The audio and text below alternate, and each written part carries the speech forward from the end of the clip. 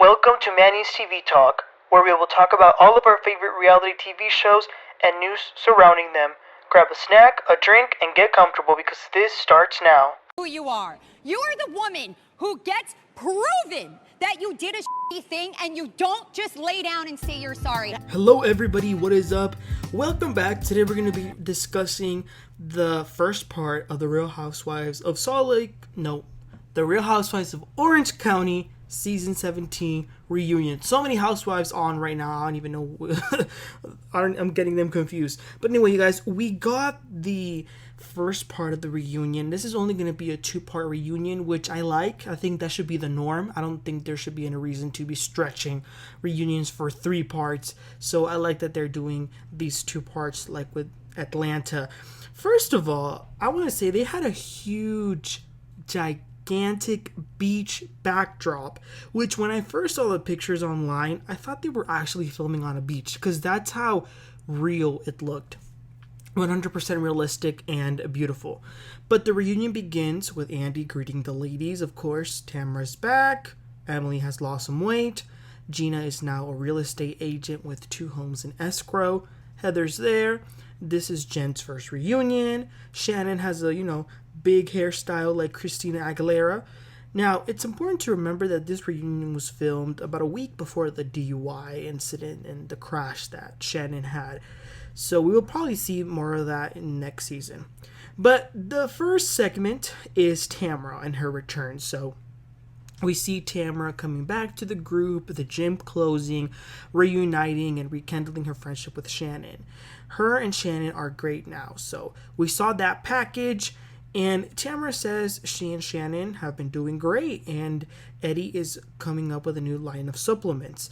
But they do question Tamara a little on her not being too nice when she was off the show to people like Emily and Gina, and she pretty much admits that, well, she was hurt by being fired, so she was a little vindictive, of course. But as far as Tamara and Heather's friendship, Heather says that she was excited for Tamara to come back, but there hasn't been one single episode where Tamara didn't say a negative comment about her. So Tamara accuses her of making shady comments in her podcast. Heather says it's not true. That was her co-host. And she also never spoke negatively about her to Andy Cohen behind the scenes, which is something that Tamara had alluded to. But then we switch over to Jen. So we see her season package, and she had quite the story this season, with the kids, the whole Ryan drama, and her fight with Tamra. So after seeing the replay, Andy applauds her for fostering children, which is great. So then Gina says, I just want to say something to you. You did not ruin your family. Because they had just seen where Tamra had said that to her in the trip. And that's something that even Tamra says that she shouldn't have said that. Andy does say that Ryan was invited to the reunion, but he declined. And the explanation that Jen gave was amazing. She said, look, if he was here, Tamara would go off on him and try to, come after him. And because she most likely would have. And if he were here defending himself in any way, you would have those people, he's fighting with a woman, why does he speak to women like that? So he didn't come because he just didn't want to even, muddy anything. So I think it's great that happened. But then they get into it. And they're all sort of interrogating her on her relationship with Ryan when he cheated on her. She has repeatedly said that he hooked up with a girl while they were on a break, but Tamara has to get in there and start with her jabs at Jen. So Jen said, you are a piece of S as a friend, which she is. But Tamara says, F you, you cheater. Jen says, well, you cheated too. When you were with Eddie, you were still married to Simon. So then Tamara pulls out some text messages, screenshots of Ryan and some other girl who he was flirting with. The girl also sent him some nude picture. But all the things that Tamara was bringing out, I think what she was aiming to do was like a gotcha moment, but Jen knew everything, so it was not some big revelation. They ask Shannon about it, how she feels about Jen and what she went through, and Shannon says she hated that happened. But Tamara and Emily pounce on her and they say, Shannon, you were the one who told us that we should milk this story and put it on the show and, talk about it as much as we can. Shannon is claiming she absolutely did not say that. Shannon says to Jen, you can believe whoever you want, but you know how I've been with you. Something interesting was that Gina in that moment said, well, given your track record, you probably did say it. They also discussed the D-pic that Ryan had sent, which is kind of gross that Tamra had the picture. Like, she had the screenshot of it, which tells me that maybe she wanted some of Ryan too? But anyway, they fight. Tamra screams. Emily is also attacking Jen, which, like, Emily, shut up. At this point, this wasn't even fun or interesting to watch. I feel like we've seen enough of this. Tamra is reaching, and it's like Heather said, who cares if they sent D-pics on Snapchat, or who cares? And Tamra sort of apologizes again, but she's done this so many times, it's like, whatever. Okay, so then we are joined by Taylor Armstrong, the first housewife crossover. But then the segment is dedicated to Heather. So we see her scenes of the season, the kids moving out, being empty nesters, her little problem with Taylor and the movie role, selling the house for $55 million and her not telling anyone. So first thing Heather does is give an update about Terry because he had a stroke and she had to beg him to go to the hospital, but he's okay now. They then ask Taylor about this movie, and she says that it's kind of on pause because of the writer's strike.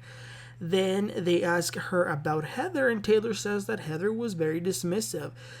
Taylor actually sent her pictures of the set, like this was legit, and that it was going to be filmed in Oklahoma, to which Heather says, where's Oklahoma? Which, how can you be that rich and that dumb? Come on now, you don't know where Oklahoma is? However, Heather apologizes if it came across as she was being condescending. But they do point out that it was actually Tamra who was making fun of Heather's career along with Taylor when they were looking at her IMDb. Tamra tries to pretend as if it were no big deal, but Heather says it would be like me saying, oh, your gym was only open for 9 years and it's no Equinox. Tamra says she wouldn't care. We all know that's a lie. She would care. Taylor also called out Tamara because Tamara did stir the pot in that situation. Another thing Taylor says to Heather is, in that argument we had, you called me anti-female. She says, I have worked relentlessly helping women and children of domestic abuse, so don't you ever call me anti-female. Which I agree. To call someone anti-female because you were making fun of her acting roles, that's a reach. Then Tamara says to Heather that when they were in Montana in the airport, when Heather saw an old producer you worked for, you said to them, get me out of here, as if you were better than us. Which Heather says, yeah, I did say that to the producer, but it was someone who I worked with for a while, a long time ago. And I didn't even think about it. It wasn't anything against our show. Emily jumps into the conversation and says, Heather, you claim to be so for women. When Tamara said I wasn't a real attorney, did you defend me? And Heather says, no, but I probably should have. Then they start talking about the house. So Heather explains herself because she didn't want it to be leaked, and she also didn't want them to think that she was bragging. Those are the reasons why she didn't say it to the group, which that is a hard position to be in. But she does say that she doesn't subscribe herself to the word picked on, but she just doesn't know what happened this season. Emily says maybe if it's because you always get offended and take it personally. You should lighten up and get a sense of humor, which I do agree with that, but you could tell Heather did not like hearing that from Emily. Taylor once again jumps in and says that she thinks that her and Heather bonded in Mexico. Heather agrees, but says Taylor has said some negative things on social media, so they still gotta talk about that. And then that is where Taylor leaves. So that's all we got from Taylor this season. Taylor, I'm gonna give her a 5 out of 7. I feel like she didn't deliver. I feel like I had high hopes. Okay, so after that, it's time for Gina. So we see her season package. the family situation, being triggered by Jen for a little bit because she cheated on her husband, and most importantly, her feud with Shannon. Don't forget, Shannon said that she helped Gina at 8 in the morning when she had a DUI, and she had her children with her who, had there not been an adult, they would have gone to Child Protective Services. Okay, so after watching all of that, they begin by first discussing the Jen thing, because Gina was triggered by that. So Gina opens up about the problems in her relationship were horrible and how it really affected her, and it's very complicated. She does not feel like that towards Jen anymore, but that's how it was. But remember when Heather told Gina that she shouldn't trauma dump on her boyfriend Travis, which to this day I agree with her. And Heather's trying to explain herself, and she obviously meant no harm. So then we get to Shannon. She claims that she didn't remember, saying the thing about the CPS and the DUI comment.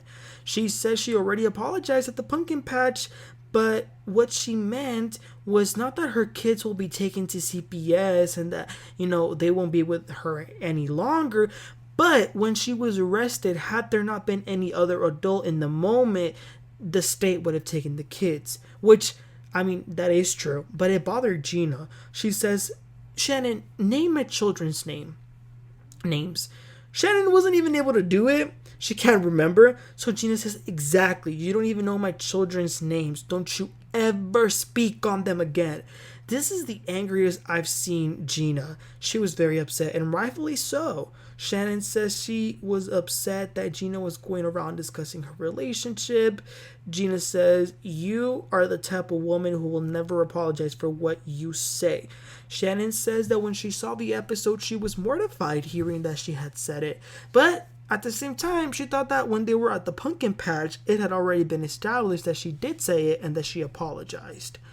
Gina says Shannon is not a nice person.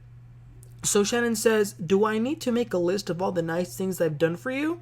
So Shannon says, I helped you. When your husband left you, I did this, I did that. Emily says, nothing is more hurtful as a mother than saying the kids can be taken from her. And that's the lowest thing you could say. I agree it was low. I don't know if it was the lowest thing she could have said. But I do feel bad for Gina, who was crying and saying her kids are getting at an age where they can see social media, so they can see these clickbait headlines, CPS, mom, drunk. And she says to Shannon, you crossed the line. She was in tears and says, I don't know if I could ever continue to have a friendship with you. And that's where the episode ended. So looks like next week they'll talk a little bit more about Heather and her dynamics with the group, which I don't really know if there's really that much to discuss. I feel like maybe it should have even been a one-part reunion, but I'm looking forward to next week. But you guys, what were your opinions about this reunion? Are you enjoying it? And what do you think about Heather and her explanations that she gave about what happened this season? But most importantly, let me know about Gina and Shannon. Whose side are you on? And what are your thoughts? So please don't forget to like and subscribe, and I'll catch you on next time. You have a great one. Bye.